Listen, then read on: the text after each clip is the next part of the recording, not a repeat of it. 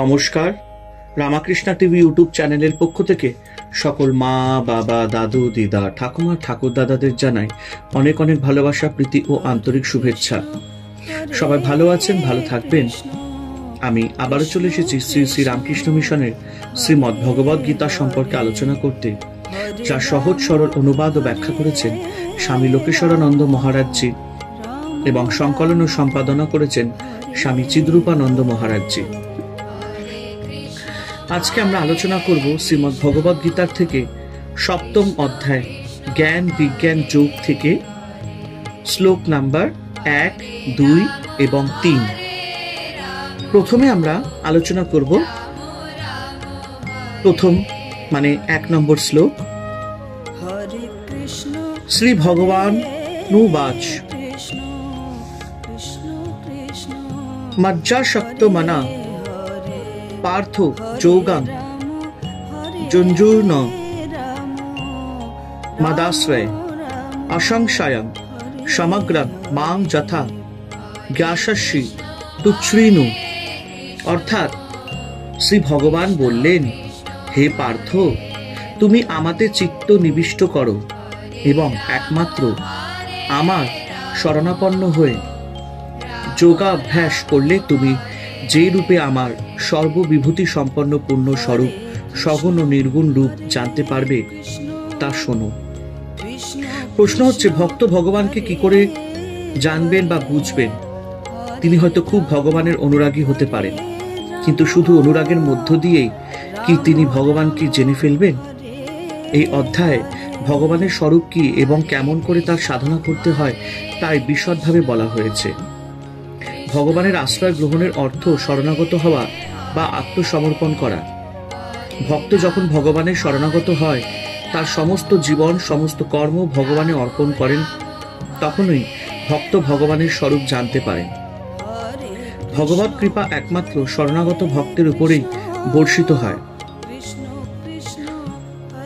সমগ্রং মাম অর্থাৎ ভগবানের সগুণ ও নির্গুণ ভাব, তার অব্যক্ত ও ব্যক্ত অবস্থা কিংবা বিশ্বরূপ, এই সমস্তই বোঝায়। শরণাগত ভক্তের কাছে ভগবানের কোনো রূপ অজ্ঞাত থাকে না। প্রকৃত ভক্ত ভগবানের স্বরূপ, সকল বিভূতি ও সকল ঐশ্বর্য সহ ভগবানকে জানতে পারেন। এখানে ভগবান শ্রীকৃষ্ণ বলেছেন কিভাবে সম্পূর্ণরূপে তাকে জানা যাবে, সে কথাই তিনি বলবেন। অসংশয়ম সমগ্রং মাং যথা জ্ঞাস্যসি তুচ্ছ্রিণু। আমাকে নিঃসংশয় এবং পূর্ণরূপে কিভাবে জানতে পারবে সেই কথাই আমার কাছে শোনো। আর এইভাবে আমরা শ্রীমদ্ ভগবদ গীতার থেকে সপ্তম অধ্যায় জ্ঞান বিজ্ঞান যোগ থেকে প্রথম শ্লোক আলোচনা সমাপ্ত করলাম। এবার আমরা আলোচনা করব দ্বিতীয় শ্লোক। জ্ঞানং তেহোহং সবিজ্ঞানমিদং পক্ষা ম শেষত যজ্ঞাতা নেহ ভূয়োর্নজ জ্ঞাত ব্রহ্ম বশিষ্যতে। অর্থাৎ ভগবান বলছেন, আমি তোমাকে বিজ্ঞান সহ আমার স্বরূপ বিষয়ক সমগ্র জ্ঞান বিষয়রূপে বলছি, যা জানলে এই সংসারে অন্য কিছু আর জানার থাকে না। শ্রীকৃষ্ণ অর্জুনকে বললেন, আমি তোমাকে সাধ্য সাধনের কথা বলছি, এই এমন জ্ঞান যা জানলে আর কিছু জানবার থাকে না।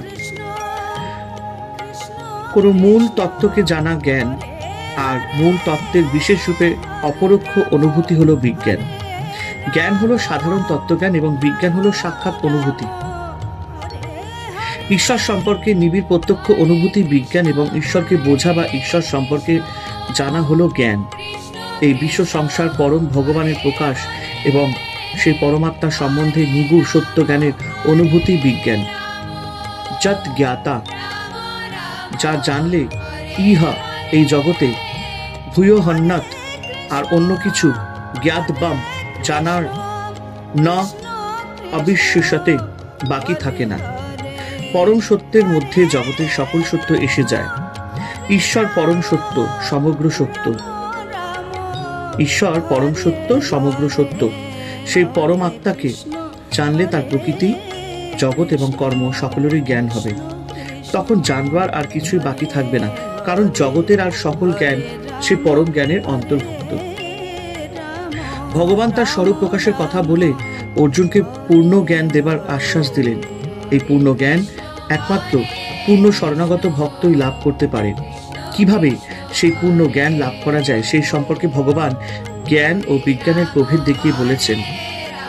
পরমেশ্বরকে জানার নাম জ্ঞান, আবার জ্ঞান বিচার করে তাকে জানার নাম বিজ্ঞান।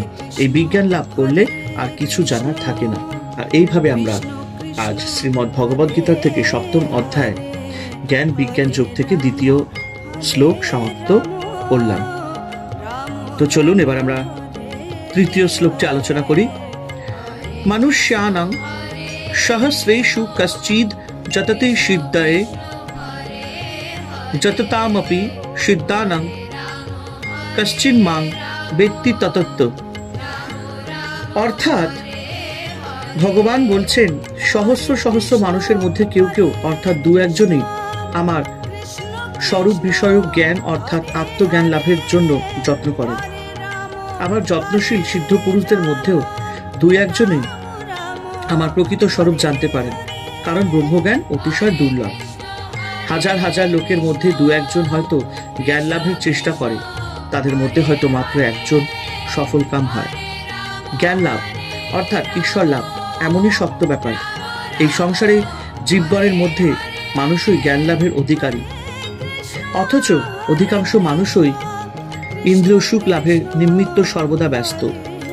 জগতে ইন্দ্রিয় গ্রাহ্য জ্ঞান ছাড়া অতিরিক্ত যে অপরোক্ষ জ্ঞান আছে তার ধারণাই করা যায় না। অতি অল্প সংখ্যক মানুষ হাজার হাজার মানুষের মধ্যে মাত্র 2-1 ভগবত জ্ঞান লাভের জন্য যত্ন করেন। যারা এইরূপ যত্নশীল ঈশ্বর লাভের জন্য আপ্রাণ চেষ্টা করেছেন, তাদের মধ্যে কতিপয় ব্যক্তি ভগবানের তথ্য জানতে পারেন। এদের মধ্যে অর্থাৎ ভগবানের তত্ত্বজ্ঞান লাভ করার পর কচ্ছিৎ 2-1 ভগবানের সমগ্র ভাব, ভগবানের সগুণ ও নির্গুণ ভাব, তার অবক্ত ও ব্যক্ত অবস্থা কিংবা সর্ববিভূতি সম্পন্ন পূর্ণ স্বরূপ উপলব্ধি করতে সমর্থ হন।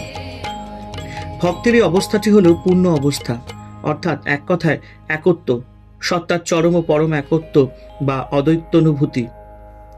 বহু পুণ্য ফলে জীব মনুষ্যত্ব লাভ করে, আবার বহু পুণ্য করলে তবে মুক্তিকামী হয়, আর বহু তপস্যার ফলে মুক্তিকামী মুক্তি লাভ করে। আধ্যাত্মিক জীবনে এইরূপ দেখা যায়। সকলেই হয়তো একসঙ্গে শুরু করেছেন, কিন্তু সামর্থ্য সকলের সমান নয়। কারোর কারোর একটু বেশি সময় লাগতে পারে। মূল সত্য হলো সকলেই কোনো না কোনো সময় আত্মজ্ঞান লাভের অভীষ্ট লক্ষ্যে পৌঁছবে, কারণ সেটি তার প্রকৃত স্বরূপ। আমাদের সকলের ভিতর সেই সর্বোচ্চ লক্ষ্যে পৌঁছাবার যোগ্যতা আছে। ভগবান এখানে 2টি জ্ঞানের কথা পরিষ্কার করে বলেছেন। একটি হলো পঞ্চ ইন্দ্রিয়ের দ্বারা উপলব্ধ জাগতিক জ্ঞান, অন্যটি হলো ইন্দ্রিয়াতীত অপরোক্ষ জ্ঞান। আমাদের 2 জ্ঞান গ্রহণ করতে হয়। শুধু ইন্দ্রিয় গ্রাহ্য স্থূল ও বাহু জগতের জ্ঞান লাভ করলে হবে না। ইন্দ্রিয়াতীত পারমার্থিক সত্যের অনুভূতি লব্ধ জ্ঞানও লাভ করতে হবে। ভগবান এই 2 সত্যকে বলছেন পরা প্রকৃতি এবং অপরা প্রকৃতি। এই 2 সত্যের জ্ঞান থাকলে আমরা সাধারণ সত্য থেকে পরম সত্যের দিকে এগিয়ে যাব। অপরা বা বাহু প্রকৃতির জ্ঞান লাভ করে যখন বুঝবো এই জ্ঞান অনিত্য, তখন নিত্য পরম জ্ঞান অর্থাৎ পরা প্রকৃতির জ্ঞানের দিকে অগ্রসর হব। মুন্ডকোপনিষদও এই মহান ঋষি তার শিষ্যকে এই 2 জ্ঞান লাভের কথা বলেছেন। শিষ্য শৌনক আচার্য অঙ্গিরা ঋষির নিকট উপস্থিত হয়ে জিজ্ঞাসা করলেন, ভগবান কোন কোন বিষয় জানলে এই সমস্ত বিশ্বরূপে জানা যায়?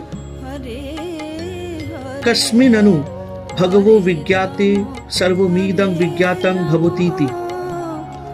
ঋষি অঙ্গিরা উত্তরে বললেন, দে বিদ্যে বেদিতব্য পরা চ এব অপরা চ। অর্থাৎ 2টি বিদ্যা জানবার আছে, একটি পরাবিদ্যা, অপরটি অপরাবিদ্যা।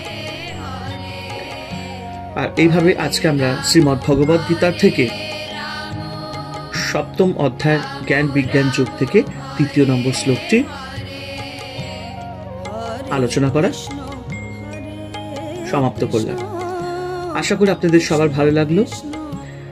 সকল পরিবারের সদস্যদের জানাই সফল একাদশী প্রীতি আন্তরিক শুভেচ্ছা। সবাই ভালো আছেন, ভালো থাকবেন। হরে কৃষ্ণ কৃষ্ণ কৃষ্ণ হরে হরে, হরে রাম রাম রাম হরে হরে। জয় শিব শম্ভু, জয় দেবী দুর্গা দুর্গতি নাশিনী, জয় মা কালী।